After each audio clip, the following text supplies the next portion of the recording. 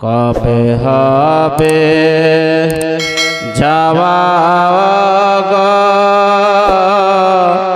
সোনার মদিনা মনে বড় বাসনা ও দরদি নবী আমার একবার ডাকো না ও দরদি নবী আমার একবার ডাকো না কবে হবে যাওয়া গো নারায়ে তাকবীর নারায়ে তাকবীর নারায়ে রিসালাত নারায়ে রিসালাত হযরত আল্লামা মাওলানা মুহাম্মদ জান্নাতুল ফিরদৌস সাহেব নারায়ে তাকবীর নারায়ে রিসালাত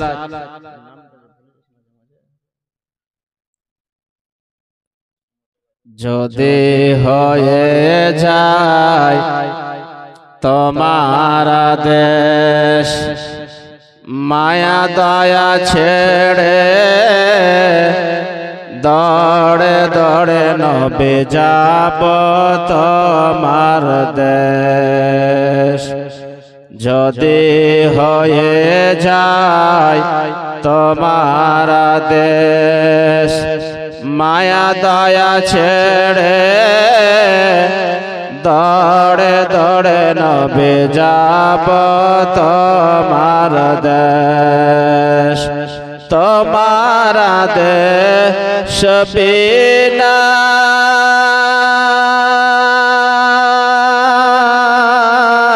কে যায় সোনার মদিনা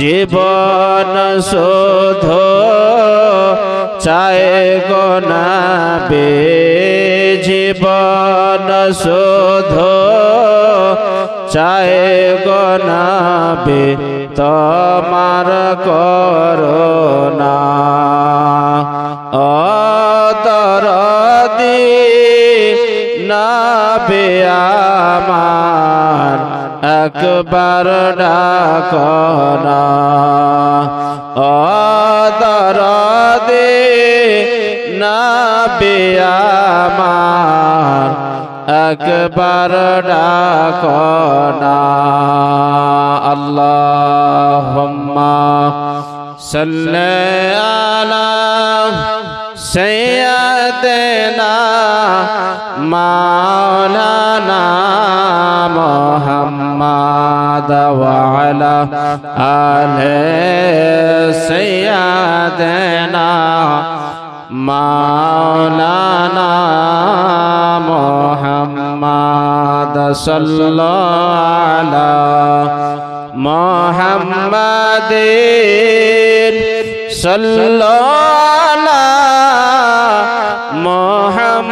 মুহাম্মদ সাল্লাল্লাহু মুহাম্মাদিন সাল্লাল্লাহু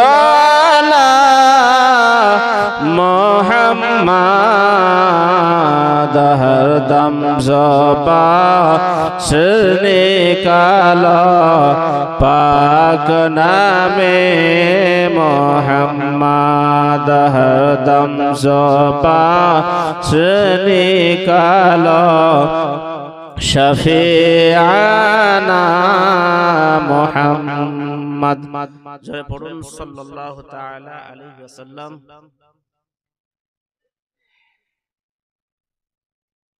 যাবতীয় প্রশংসা সে বিশ্ব নিয়ন্তা মহান স্রষ্টা আল্লাহ তাআলার জন্যই, যিনি আপনাকে আমাকে তথা সমগ্র বিশ্ব জগৎকে সৃষ্টি করেছেন। সে আল্লাহর শুকরিয়া অর্থে কৃতজ্ঞতা পালনের উদ্দেশ্যে সবাই মিলে পড়ুন আলহামদুলিল্লাহ। তার পরে পরে দুরূদে কামিলা নাজিল হোক সে রাসূলের প্রতি, যিনি আল্লাহর নৈকট্য লাভকারী, পাপীদের উদ্ধারকারী, ভবিষ্যৎ বক্তা, গায়বের সংবাদদাতা, মহানেতা আব্দুল মুত্তালিবের শ্রেষ্ঠ পোতা তথা নবী মুহাম্মদ রাসূলুল্লাহ সাল্লাল্লাহু তাআলা আলাইহি ওয়াসাল্লামের প্রতি লক্ষাধিক দরুদ এবং সালাম শান্তির ধারা ও পারা অর্পিত হোক, বর্ষিত হোক, সকলেই পড়ুন আল্লাহুম্মা আমিন। মুআজ্জাজ সামাঈন کرام, আজকে যে উদ্দেশ্যে জলসা আমরা সকলে অবগত আছি, প্রায় 42 দিন পূর্বে ইন্তেকাল করে কবরবাসী হয়ে গেছে জনাব মারহুম জাহির শেখ। তাহারি ইসালি সব উপলক্ষে জলসা প্রধান বক্তা এসে উপস্থিত স্টেজের উপরে। সময় নিব না, কয়েকটি কথা বলে আমি শেষ করে নিজের প্রধান বক্তাকে মাইক্রোফোন দিয়ে দেব। আমি আল্লাহ তাআলার পবিত্র কালাম হইতে সূরা ফাতিহার আয়াত, কয়েকটি আয়াত তেলাওয়াত করেছি। এর তেলাওয়াত বা এর মানে, এর ব্যাখ্যা আমরা প্রায় শুনি আমরা ঠিক, কিন্তু আমল করি কম। কেমন কম? একজন ছোট্ট একটি উপমা, রাখাল গৃহস্থের বাড়িতে কাজ করছে,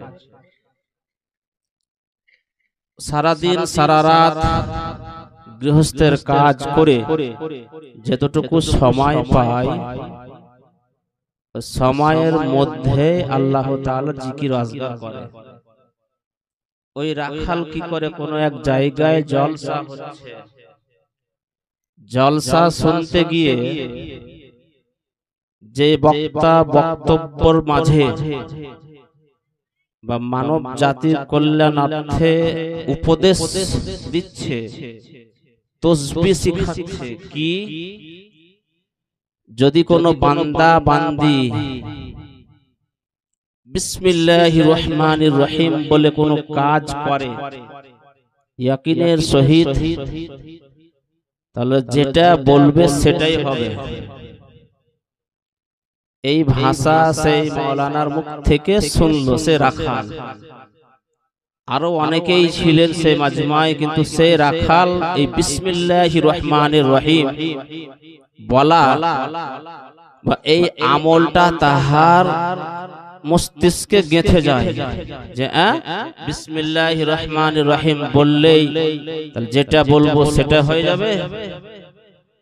বিশ্বাসের সহিত, ইয়াকিনের সহিত সেই রাখাল সেই জলসা শেষ করে বসে, প্রোগ্রাম শেষ করে নিজের কাজে ব্যস্ত, কাজ করতে যখন যাবে, গোয়াল ঘর পরিষ্কার করতে যাবে, তথাপি বিসমিল্লাহির রহমানির রহিম, গরুকে বা মোষকে ঘাস দেবে, তথাপি বিসমিল্লাহির রহমানির রহিম, সানি কাটতে যাবে বা খড় কাটতে যাবে, তবুও বিসমিল্লাহির রহমানির রহিম।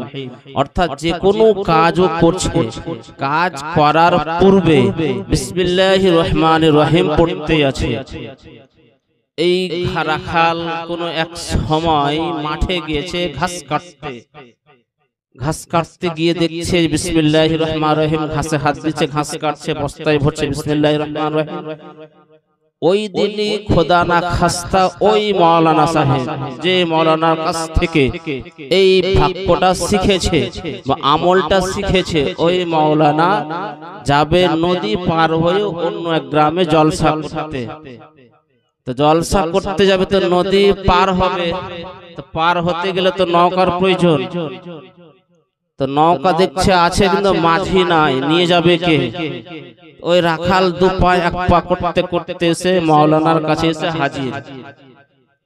দেখছেন তো ওই মাওলানা, যে মাওলানা বলেছিলেন যে বিসমিল্লাহির রহমানির রহিম বলে যেটা কাজ করবে সেটাই সুসম্পন্ন হবে। তো যখন জিজ্ঞাসা করলো, হুজুর আপনি ভালো আছেন? হ্যাঁ আলহামদুলিল্লাহ ভালো আছি। তা আপনি এখানে কি করছেন? উনি বলছেন যে আমি এই জায়গা নদী পার হয়ে ওই জায়গায় যাব জলসা করতে। তো রাখাল বলছে তো যান। তো আমি যাব তো কোথায়, কিসে যাব, কিভাবে যাব? হচ্ছে আপনি গামছা বিছান যান, পানির উপর দিয়ে চলে যান, চলে যাব মানে কিভাবে? এই ভাষাটা কয়েকবার বলার পর ওই ইমাম সাহেব বা মাওলানা সাহেবের মস্তিষ্কে আঘাত লাগছে বা বলছে যে আমি গামছা বিছিয়ে যাব কিভাবে। তখন ও উত্তর দিচ্ছে, কেন আপনি শোনেননি, আপনি জানেন না, আপনার কাছ থেকেই তো আমি শিখেছি।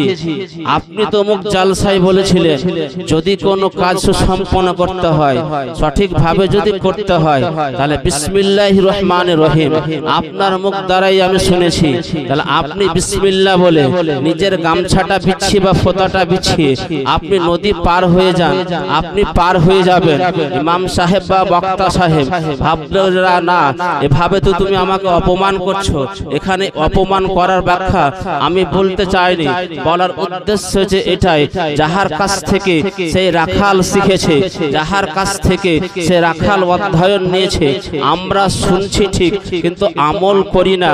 তখন সেই রাখাল যখন বারবার বলল, কিন্তু ইমাম সাহেব বা মাওলানা সাহেব সেই নদী পার করার সাহস তাহার আর মস্তিষ্কে আসছে না। যদি আমার গামছা বিছাতে গিয়ে যদি আমার অসুবিধা হয়, যদি আমি ডুবে যাই, যদি আমি পার না হতে পারি, তাহলে এখানে প্রেস্টিজে লাগবে, সম্মানের হানি হবে। কিন্তু সেই রাখাল, যে রাখাল ইয়াকিনের সহিত ধৈর্যের সহিত আল্লাহ তাআলার প্রতি ভরসা রেখে সেই আমলটাকে ততক্ষণ পর্যন্ত যখন থেকে ইমামের মুখ থেকে শুনেছে, তখন থেকে নিয়ে তখন অবধি যতদিন সে রাখাল বেঁচে ছিল ততদিন সেই আমলটাই করেছিল। তখন সেই রাখাল নিজের মাথা থেকে গামছা খুলে নদীর ওপরে বিছালো, বিছিয়ে তখন ইমাম সাহেবকে ডাকছেন, হুজুর আসেন, আপনাকে পার করতে হবে না, আমি আপনাকে গামছার ওপরে নদীর ওপর পার করে দেব। সেই রাখালের কথা মোতাবেক গামছা বিছিয়ে সেই নদীকে, সেই বক্তাকে সেই রাখাল পার করলেন। জোরে বলেন সুবহানাল্লাহ। তাহলে আজ আমরা শুনি কম, শুনি বেশি, না শুনছি বেশি, কিন্তু আমল করি কম। বলি আমরা ঠিক কিন্তু আমাদের মধ্যে আমল কম। যা হোক, আল্লাহ তাআলা আমাদেরকে আমল করার জন্য তৌফিক দেন। আমি এখানে ইমাম সাহেব বা বক্তা সাহেবের বা আলিম বা ওলামার এখানে সম্মানের কথা নয়, বাস্তবেই যেটা বর্তমান সমাজে দেখতে পাওয়া যায়, এই রকম হেকায়াত বা এই রকম ঘটনা আগেকার জামানায় অনবরত ঘটেছে। কিন্তু আজ আমরা শুনি বেশি, আমল করি কম। আমল যদি আজকে আমাদের মধ্যে না থাকে, আমল যদি সঠিক না থাকে, আমল যদি আমরা সঠিকভাবে সুসম্পন্ন করতে না পারি, তাহলে আমরা কবরে ভরতে ফেসে যাব, আমরা হাসরের মাঠে আমরা ফেসে যাব। অতএব কবর ফাসলে আপনি সব জায়গায় ফেসে যাবে।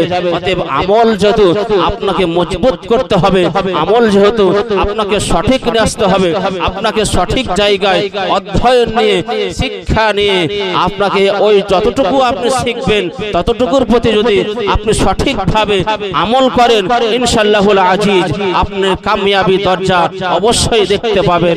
কিন্তু আজ আমাদের মধ্যে আমল কম, শিখি বেশি, শুনছি বেশি, কিন্তু আমাদের মধ্যে আমল কম।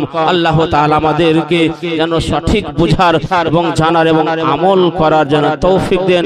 এখান থেকে আমি সংক্ষিপ্ত ভাষা বক্তব্য করলাম। এবারে আপনাদের সম্মুখে আমাদের প্রধান অতিথি